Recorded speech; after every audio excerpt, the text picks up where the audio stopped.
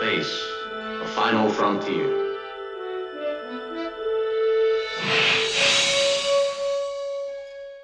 So welcome to the channel. This is the video on the Hercules C130K that I acquired a couple of years ago now.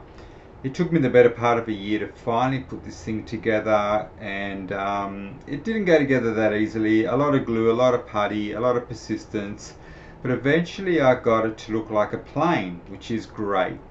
Then I got it into my head that I think I might camouflage this, and I started with a base green, which I wasn't really happy with at first. I didn't like this military green. It's okay, but it wasn't what I really wanted. And this was just the base coat. So this is what you start with, and then you can add a second tone and then a third tone, as you'll see as the video progresses.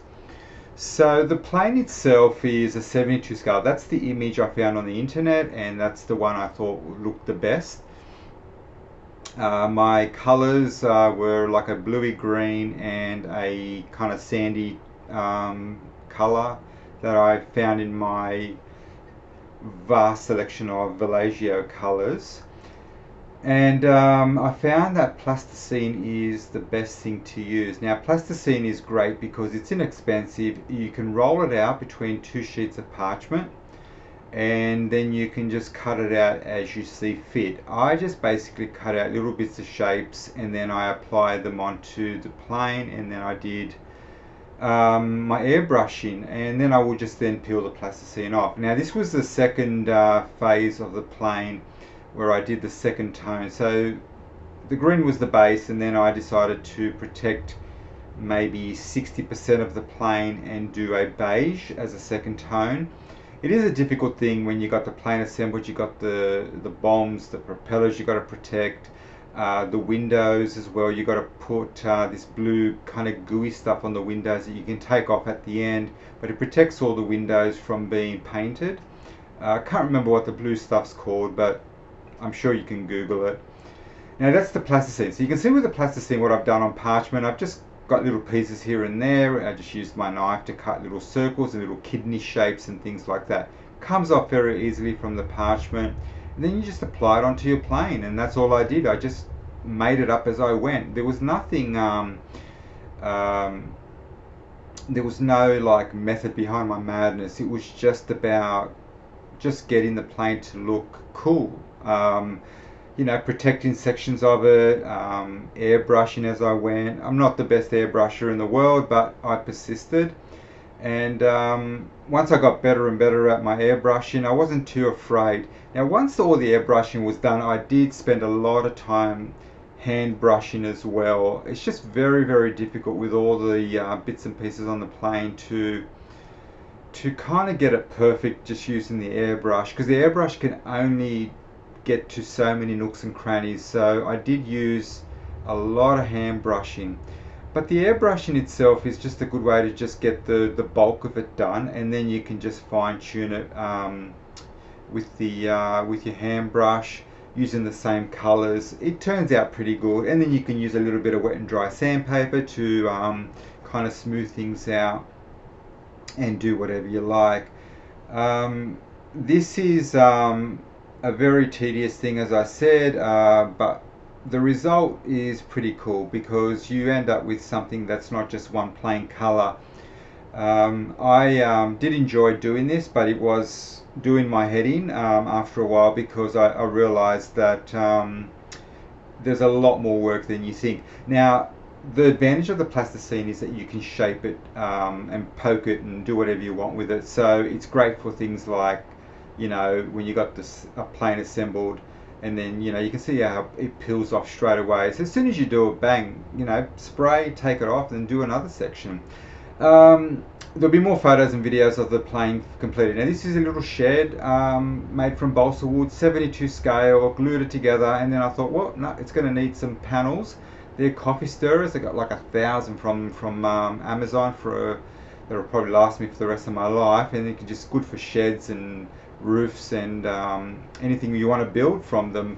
So I made a little shed. That's just me painting the wheels. Some of these videos are from my iPhone. I just put whatever I could together. Now there's the plane when it's kind of finished without the decals. Started to look really good with the three tones. The green changed. I did use a different type of green. I can't remember what it was called, but I didn't like the darker military green. I went for this softer, lighter green. It's in a diorama which I fested over, and you'll see the completed product. But the shed was one little idea I had, and then I had a lot of decals, and I decided to just maybe use some of them on the plane, and the others I just keep for a rainy day for something else.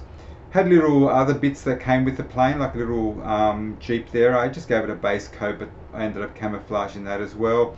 The opening on the back, I used a little bit of wire to kind of keep it open. It also helps balance the plane, because I think the plane was a little bit too heavy on the back end. So by keeping the tail end open with wires, it allowed it to be balanced and rest on its front and center wheels as well.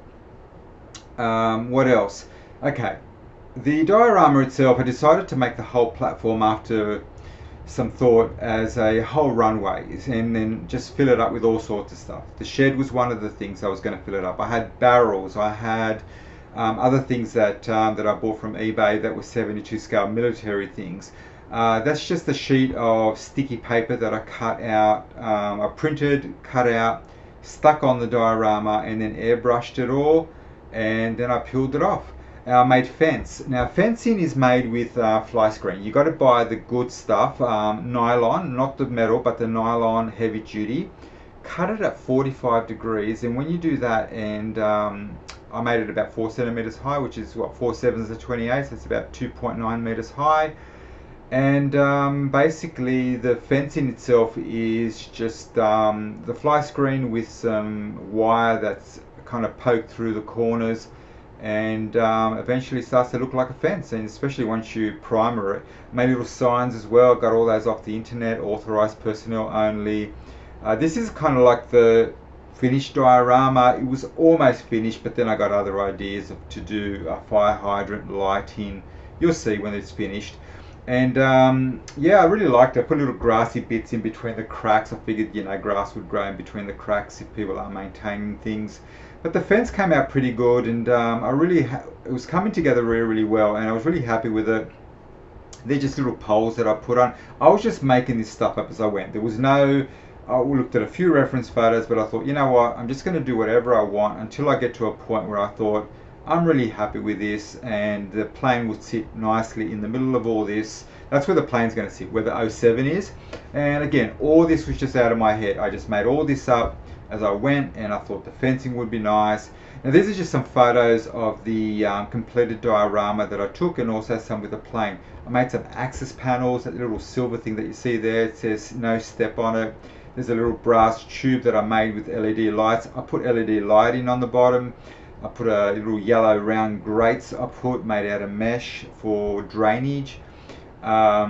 You'll see when it's all lit up, it looks pretty cool. A lot of decals here and there, a lot of little signs of authorized personnel, moving vehicles. There was a hydrant I built out of irrigation pipes that I got from Bunnings, like little thin irrigation.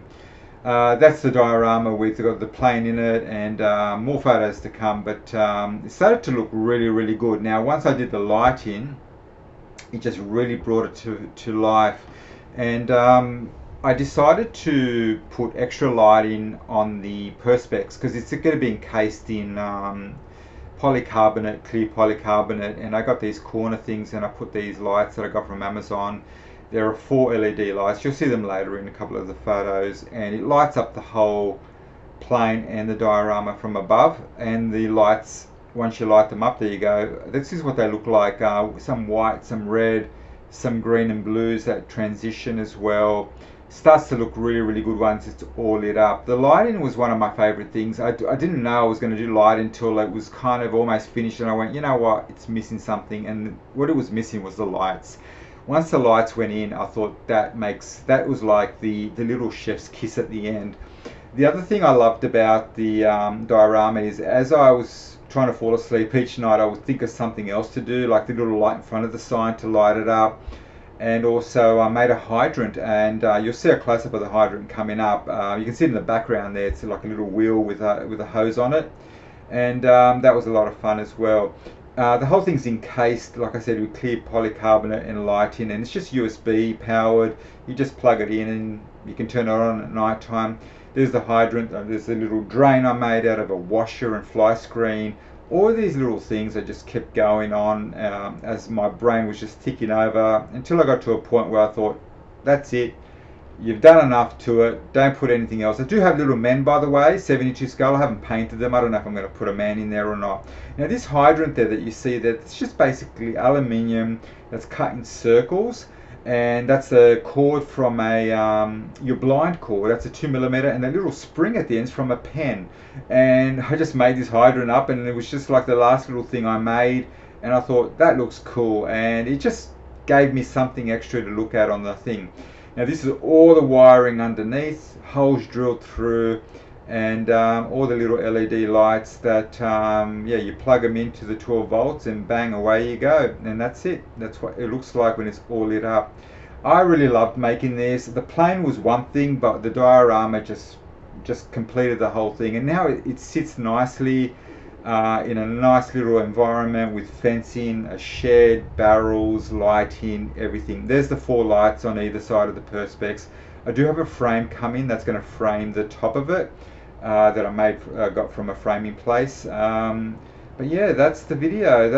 I hope you enjoyed looking at these photos and the diorama. Ask me any questions about anything I made. I could talk forever about it, but I'm not going to bore you anymore. But that's the completed project.